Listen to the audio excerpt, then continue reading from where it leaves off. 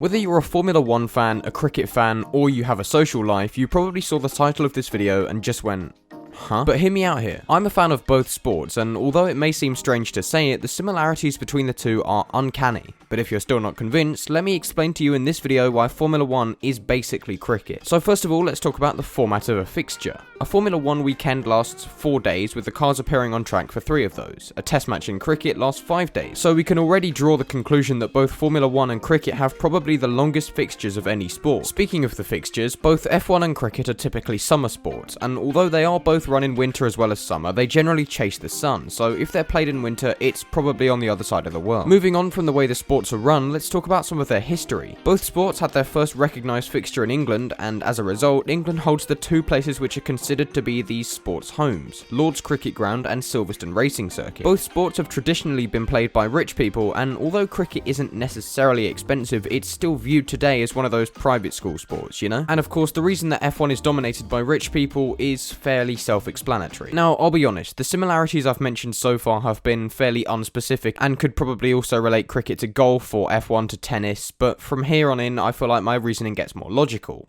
Well, as logical as a video comparing driving to a ball game could be. So I'm sure if you're a fan of either sport, no matter how dedicated you may be, you have probably had a few moments when you've been incredibly bored. Obviously both sports can present pockets of action, and there are some fixtures where you are gripped from end to end. But when you're watching Mercedes get another 1-2, or maybe you're watching a team trying to bat out a draw in a test match, it can feel incredibly dull. I feel like aside from golf, these two sports are unique in this respect, as every other sport I can think of tends to have shorter but much more exciting games. Obviously, every sport has strategy involved, but again, I feel like both Formula 1 and cricket are further ahead in this respect, with F1 races often being won on strategy, and cricket games being very meticulous in the way that batsmen try to get the bowlers to make mistakes, and vice versa. I don't think there's any sport that punishes mistakes as badly as these two do. If you get out in cricket, there's no remorse. If you get caught, bowled, LBW, stumped, run out, or even if you take too long to get ready, you're out and you don't get another go. If you run a bit too wide in a street circuit, you'll rip the wheel off and there's no chance to put it back on again during the race. And because of these factors, both sports can be flipped on their heads in a matter of moments if someone makes a mistake, which contributes to the pockets of extreme drama I mentioned earlier. In terms of how these sports are viewed, I've already mentioned how most people consider these to be sports played by rich people, but I feel like as well as this, people fail to realise that they actually require talent to take part. Every non-F1 fan I speak to tends to downplay the skill of the drivers, saying that anyone can drive fast if they wanted to, and in the same way with cricket, they just say it's a lot of standing around.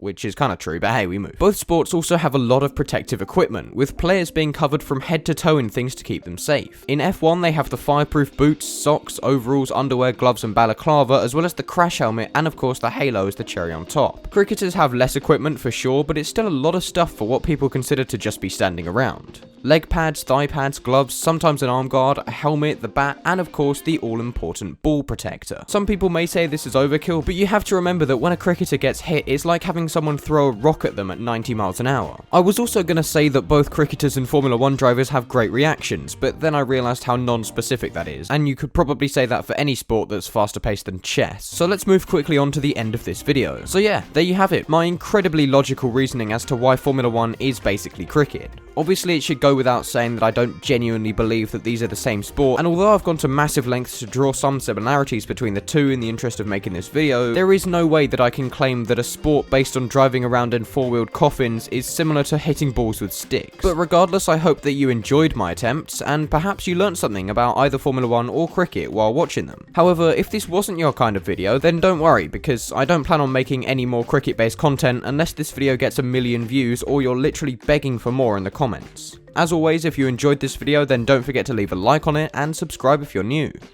Bye.